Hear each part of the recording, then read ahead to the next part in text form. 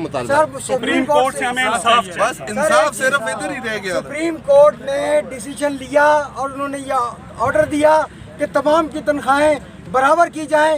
انہوں نے supreme court کے آرڈر کو بھی جوتے کی نوک پہ رکھا.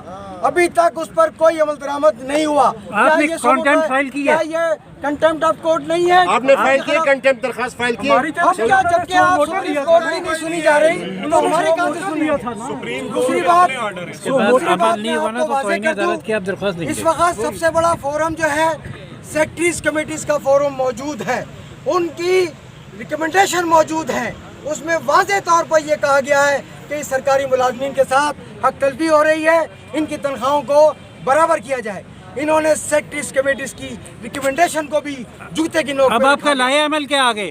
سر میں ایک چیز پہلے اور واضح کر دوں. لائحہ عمل کے بتا دیں, لائحہ عمل کیا دیکھیے ابھی ہمارا لائحہ عمل یہ ہے کہ ہم پہلے بھی پروٹیسٹ پہ تھے, اب بھی رہے. 15 ستمبر سے ہمارا پروٹیسٹ دوبارہ شروع ہوا. ویکلی ہم کر رہے تھے, ہماری کوئی سنوائی نہیں ہوئی. اب ہم جب تک ہمارا مطالبات یا پورے نہیں ہوتے یا ہم سے کوئی بات نہیں کرتا آ کر, اس وقت تک ہم یہاں سے نہیں جائیں گے. یعنی ہم یہیں بیٹھیں گے. آپ نے ریڈ زون میں دھرنا دے دیا؟ جی. اور ایک چیز, اعوذ باللہ من الشیطان الرجیم, بسم اللہ الرحمن الرحیم.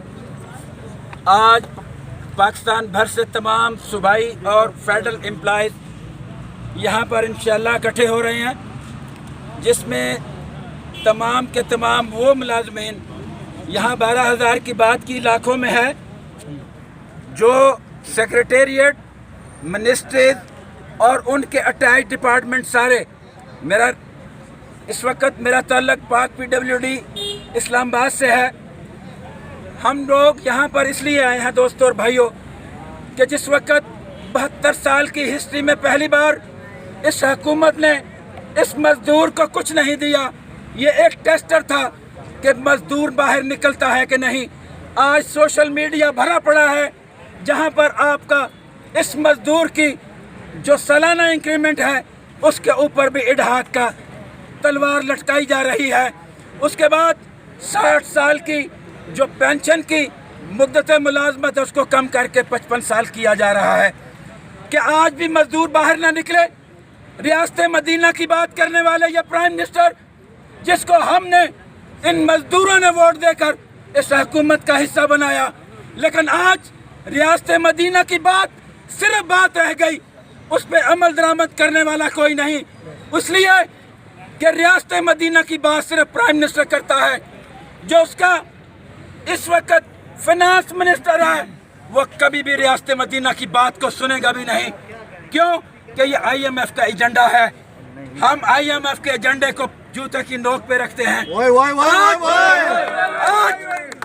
آج 80,000 سے 1 لاکھ بندہ انشاءاللہ بفضل تعالی اگلے 2 سے 2.5 گھنٹے میں یہاں پر ہوگا. یہ آپ سے ہمارا وعدہ ہے. میڈیا کے لوگ اور ایجنسیز کے لوگ یہ قابل تعریف ہیں. یہ ہمارے بھائی بارش میں دھوپ میں ہمارے ساتھ کھڑے ہیں. آپ ہمارا وہ واحد ہتھیار ہو جو ان تک ہماری بات کو پہنچاؤ گے انشاءاللہ بفضل تعالی.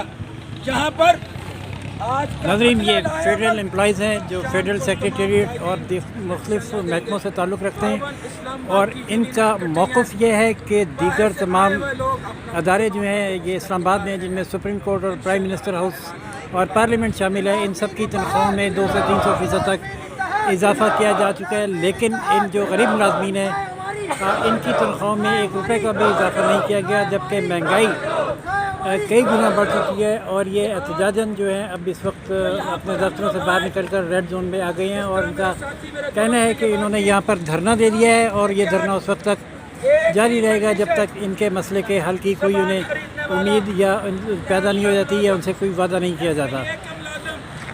یہ ریڈ زون ہے, اور اس وقت یہ ریڈ زون یہاں پہ انہوں نے بلاک کیا ہوا ہے, جس کی ایک سائڈ ہے, اور یہ سپریم کورٹ کے باہر کھڑے ہوئے ہیں. سپریم کورٹ کے باہر اس لیے کھڑے ہیں کہ ان کا کہنا ہے کہ سپریم کورٹ ان کے حق میں فیصلہ دے چکی ہے, لیکن اس پر عمل درآمد نہیں ہو رہا. سپریم کورٹ اپنے فیصلے پر عمل درآمد کروائے. اسی کے ساتھ اجازت دیجیے. راشد ویب کو روشن پاکستانی سے لائک, سبسکرائب اور شیئر کرنا نہ بھولیے گا. اللہ حافظ.